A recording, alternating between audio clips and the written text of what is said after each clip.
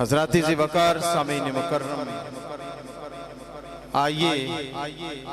صاحب قرآن کا تذکرہ کرتے ہیں کہ جب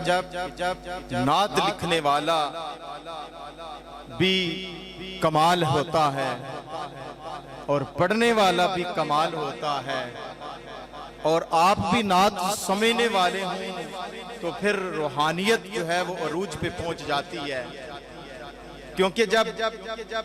شاعر عشق رسول میں ڈوب کر اپنے جذبات کو اشعار کے قالب میں ڈالتا ہے تو وہ نعت بنتی ہے۔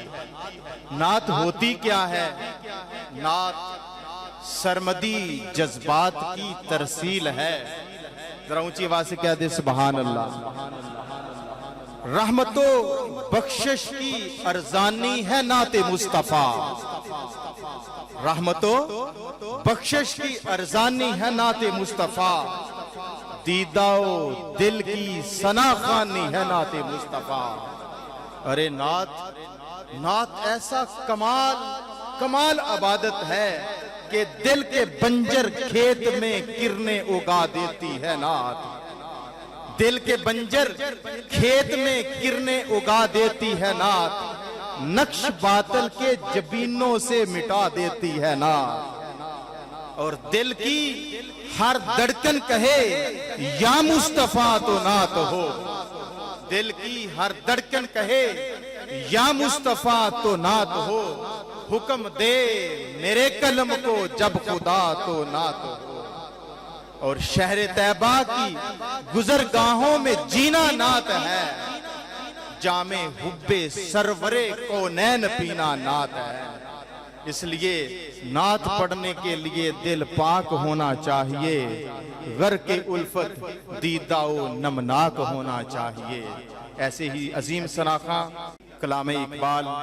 پیش کرتے ہیں کہ نہ سلیقہ مجھ میں کلیم کا،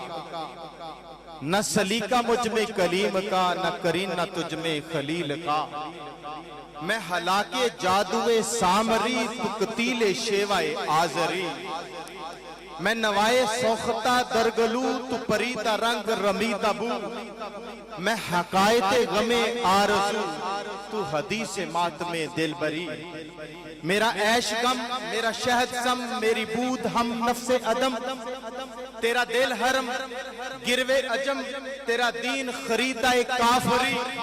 میرا عیش غم میرا شہد سم میری بود ہم نفس عدم، تیرا دل حرم گروے عجم تیرا دین خریدہ کافری، دم زندگی رم زندگی غم زندگی سم زندگی، غم رم نہ کر سم غم نہ کھا کہ یہی ہے شان کلندری، دم غم نہ کر سم غم نہ کھا کہ یہی ہے شان کلندری، اور اگر تیری خاک میں ہے اگر شرر تو خیال فقر و گنا نہ کر کہ جہاں میں نانے شعیر پر ہے مدار قوت حیدری، کوئی ایسی طرز طواف تو مجھے اے چراغے حرم بتا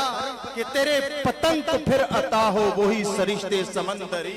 وہی سرشتے سمندری۔